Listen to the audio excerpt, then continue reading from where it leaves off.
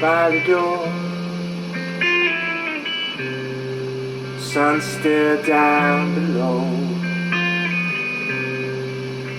I wanted you to know I'm just making words up for a song.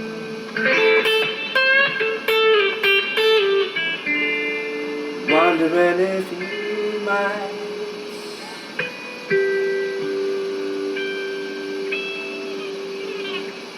sing along. La la la la la ba ba ba la la la.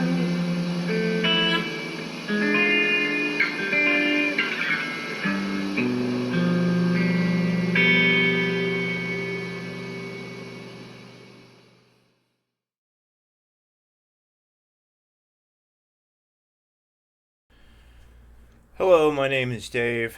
I am going to make a player's attempt, one mic, one take, to explain action, neck tension, string tension, truss rod adjustments, for people who don't ever intend to do any of these things but might be frustrated that they have a guitar, maybe it's an older acoustic guitar or it's an inexpensive guitar, and it just doesn't play right. Uh, you know, a lot of guitars will play just fine, especially modernly made inexpensive guitars. They're all made by a computer, they're all made on a machine. They're very accurately made. It's possible that a guitar that costs less than $200 is going to play just fine if it's set up correctly. Uh, but a lot of guitars don't get set up, and even expensive guitars suffer from these problems. So this explanation applies mostly to acoustic guitars, and particularly older acoustic guitars, the kind of guitars that I find at thrift stores and Craigslist, and they're beat up and they don't play right. So I do some things to work on them. If you're looking for a video on how to reset a neck or do complicated truss rod adjustments or use frets to achieve a better playing guitar, there's folks out there who do very good videos who are much more talented than I am, like Ted Woodford up in Canada doing all his polishing, and Scott at Harpeth Guitars. I don't know if Harpeth is his last name, but he does good videos and he talks about this stuff. And Stuart McDonald and Dan Earlywine and all of his friends and disciples there who and they really do good videos that are educational but also cautionary as to just how much damage you can do to a guitar if you adjust your truss rod, which is here, or here is your adjustment on your guitar. If you adjust that incorrectly, you know, uh, more than an eighth of a turn, you can destroy your guitar. So if you choose to do that based on my rudimentary explanation here, which is designed to show somebody they've got a guitar, it doesn't play right, maybe this can help you understand what's going on and possibly lead you to make a decision as to whether you want to try to repair it yourself or take it to somebody who might be able to do a proper setup on it and give you some additional information. But for me, it was very frustrating. I'd been playing for many years, and I had no idea about any of this stuff. So in the past several years, I've been purchasing and selling guitars, and I do all the work myself. So it's been an educational journey. So I'm going to share a little bit about that with you. So we're going to start off down here at string envelope. And what a string envelope is these are the 2 points that this theoretical string rests upon. This would be your saddle on an acoustic guitar. And then this would be your nut up towards the head of the guitar. And when you strike the string vibrates. That's how it makes the sound. That's how it transmits energy. That's how the energy gets turned into vibration in the wood in the guitar that gets amplified through the sound hole, and it comes out and makes people say, hey, you're pretty good. So the string envelope it vibrates up and down, and if that vibration, let's look at the 12th fret up here. If that vibration is wide enough to contact that fret, if that string going around and around comes down and tink, tink, tink, tink, tink, hundreds of times per second, you're going to get a buzz. And that buzz, you've heard it on some famous recordings. It can actually be something that you want under certain circumstances. If you play really low action on an electric guitar setup for going fast and shredding on, you're going to have a little bit of buzz, but when you have distortion and you're going through an amplifier, you don't hear it. On an acoustic guitar, you definitely hear buzz, and most often it's undesirable. It's definitely undesirable if you don't want it. If you want it, you can set your guitar up in order to achieve that.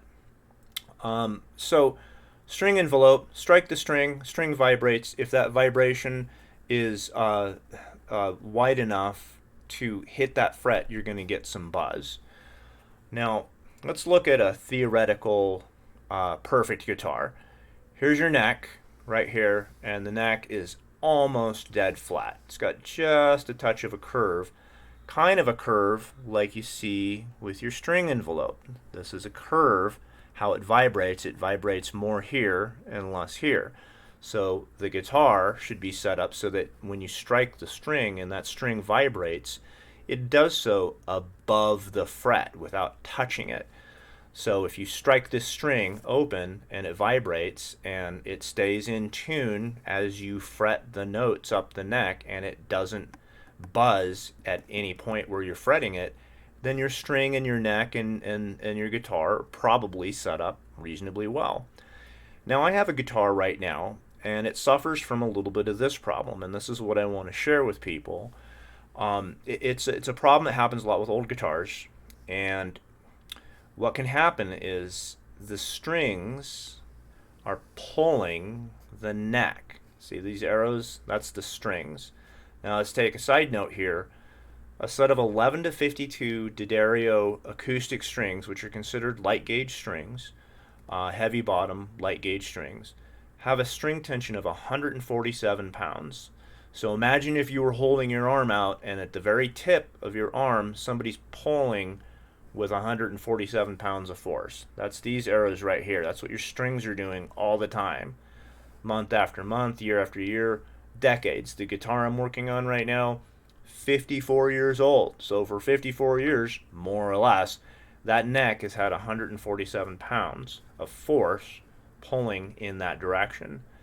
Now inside many guitars is a truss rod, and that truss rod is a piece of steel, and it's got a nut here or a nut here, and as you tighten that nut, that truss rod increases its tension so that it pulls back where these arrows are pointing, causing an offsetting force at the nut that is opposite of the strings, allowing you, even though these strings are pulling forward, to get your neck pretty straight or exactly how you like it. Now, the neck is joined to the body of the guitar here at the neck joint, right? They're not the same piece of wood. They're glued together using different techniques or bolted on depending. And the body of an acoustic guitar, it's fairly lightweight wood. It's little thin pieces of wood glued together. And over the years, the string force, regardless of where your truss rod is, the string force will try to pull that neck this way, causing the neck to tilt in a little bit. You'll get a little bit of dive there. So if you take a ruler and you put it on your frets and you see that there's a bunch of space there from the first fret to whatever fret it stops at there, and you see a bunch of space under there, that's called neck relief. It's the curve of the neck caused by string tension. Now the strings, since they're not mounted here, they're mounted over here on the bridge in the saddle.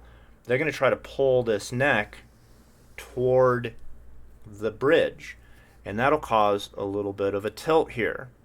Okay, the curve here is caused, if it's too much, it's caused by not enough truss rod tension. So you'd think, okay, I've got a curve in my neck, I'm going to crank that truss rod nut down. There's a number of steps you have to go through before you just start tightening that nut, especially on an older guitar. There could be some moisture got in there, there's some corrosion, and when you try to turn it, it's going to try to turn the whole rod. You'll snap it, and then you have spare parts. So as the string pulls the whole neck that way and winds up tilting it this way, the truss rod, which starts right here, is acting only on this part of the neck. So the truss rod has nothing to do with the strings pulling the neck this direction. Now, what kind of problem does this cause? You're thinking, okay, whatever, I don't care about all that gobbledygook. What does that mean to me? Okay, so let's look at action. Now, action is the distance between the bottom of the string, and the top of the fret, usually measured at the 12th fret. A decent action for some people is 5 to 6/64ths of an inch. You can measure it however you want. Some people like 3/64ths. Some people are fine with 7/64ths. If you have something like 9/64ths in the middle of your neck where you have this curve, your fingers are going to be going a long way down before they contact the fret. It's going to cause two problems, especially if you're a new player.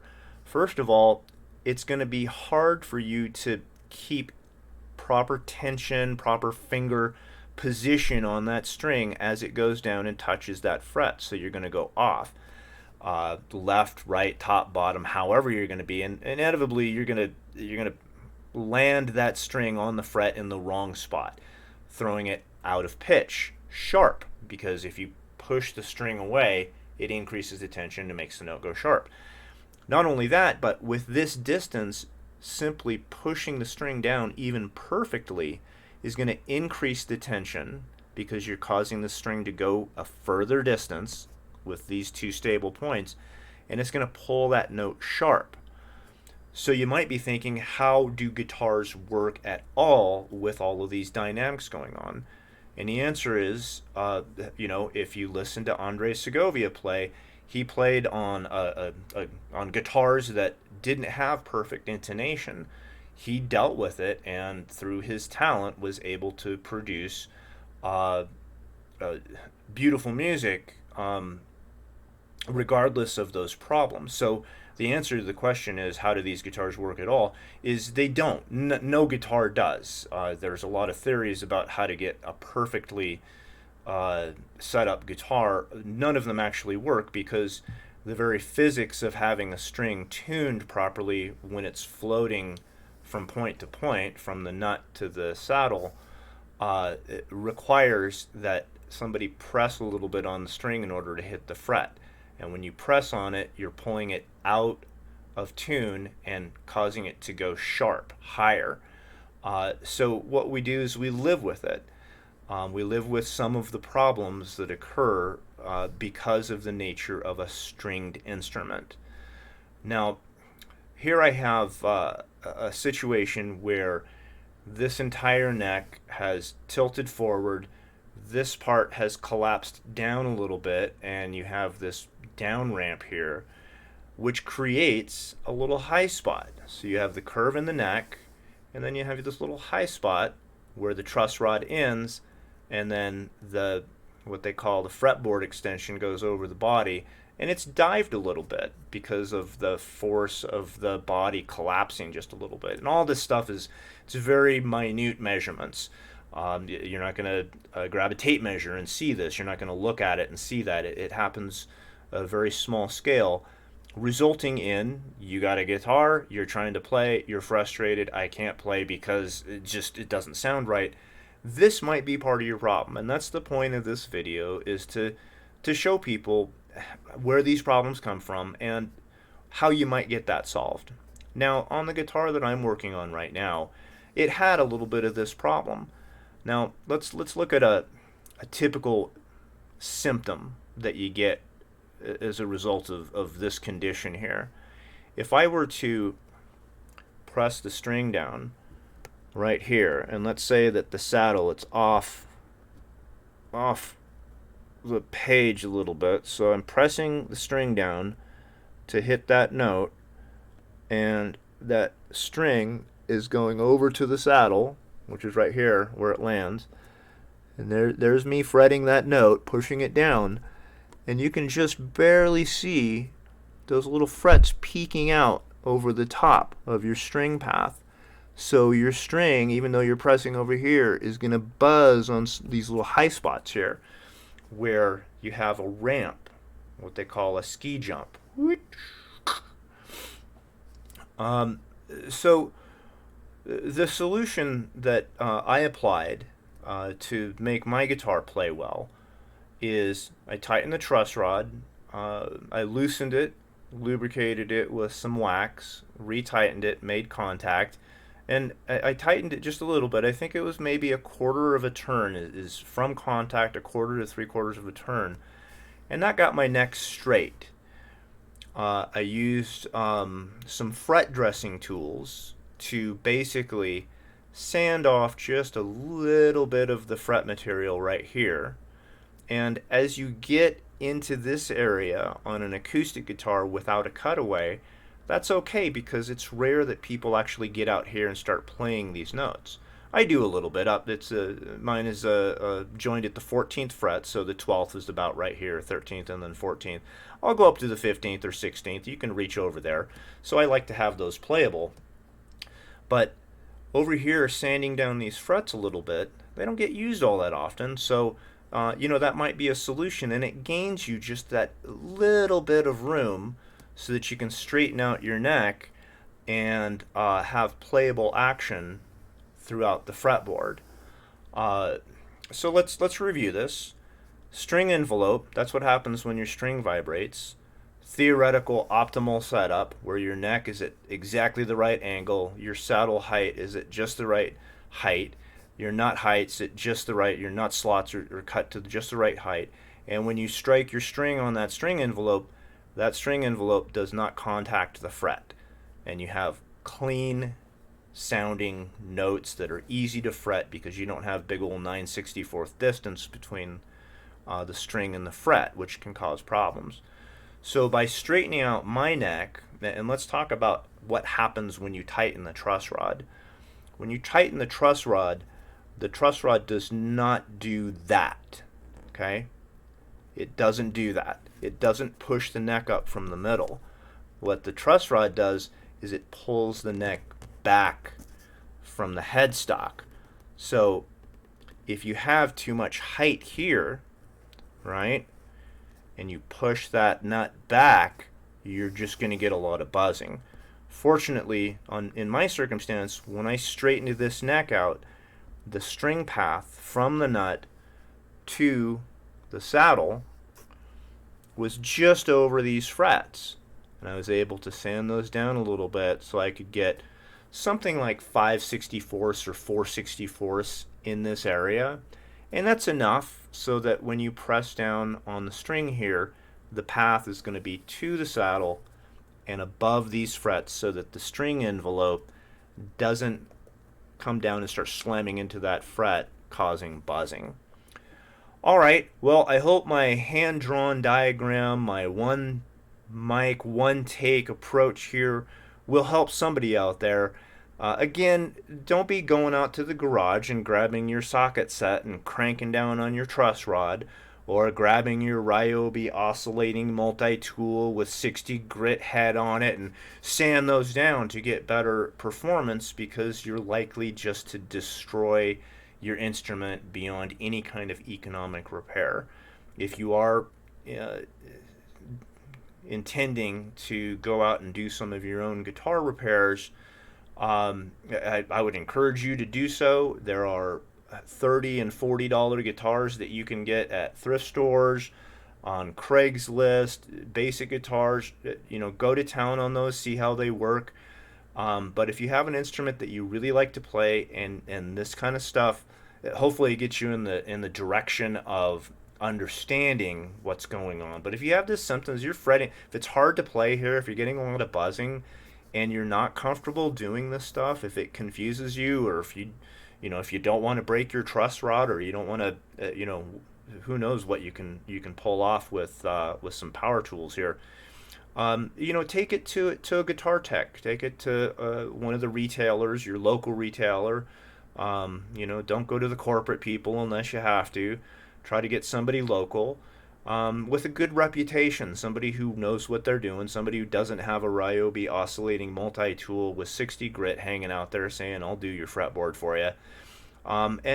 They should be able to look at this, and if you're having some of these problems, your inexpensive or your older guitar, it may not be junk, it may just need some adjustments and a little bit of talent and experience to make sure that this string path produces a playing situation that is as comfortable as possible for you, that suits your style, how hard you strike the strings, how you play, whether you're a strummer, whether you're a finger picker like me. These circumstances, if they're incorrect, can create a very bad playing experience, and it can be very frustrating for somebody who's just trying to learn. But inexpensive guitars, Craigslist guitars, thrift store guitars, pawn shop guitars, with the right talent and with a little bit of luck, they can be set up and polished and cleaned and smoothed out so that they play very well, and you don't have to spend $500 to get a guitar that you like.